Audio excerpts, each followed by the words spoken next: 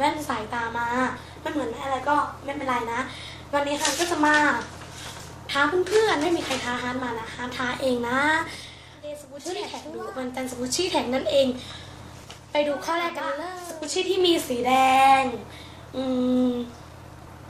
บัฟเฟิลคิตตี้โบสีแดงนั่นเอง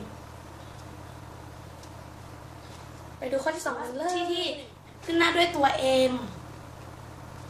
มินนี่เมาส์หรือมิกกี้เมาส์มินนี่เมาส์อะไรที่เป็นตัวสีชมพูอะไรสักอย่างนี้แหละที่เป็นแฟนมิกกี้เมาส์ตัวผู้หญิงข้อที่3ถามว่าสกูชี่ที่สโลว์ที่สุดในสีแดงพีชไอบูมก็จะออกสีแดงๆนิดนึงเนาะอันนี้ฮะใส่ถุงซิปไว้นะแล้วก็มีแพ็กเกจแล้วก็มีพีชไอบูมอยู่ในนี้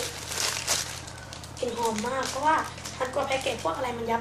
ไปดูข้อที่5 4 3แล้วก็4ใช่ไหมข้อที่4ถามว่าสกูชี่ที่มีตัว R 2 ชิ้นมีอยู่ตรงไหนก็ได้ตัว R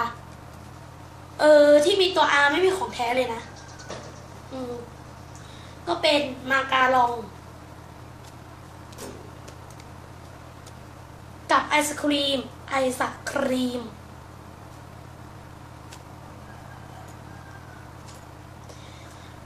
แท็กนี้ก็จบลงไปแล้วนะใครอยากทำก็ทำนะคนดูคลิปต้องทำนะไม่ทำก็ไม่เป็นไรนะใครอยากทำก็ทำเลยฮันไม่ได้ว่าอะไรนะคลิปนี้ฮันและชาแนลฮาร์ทีเฮนก็ขอลาไปก่อนนะครับอย่าลืมกดไลค์และซับสไครป์เพื่อ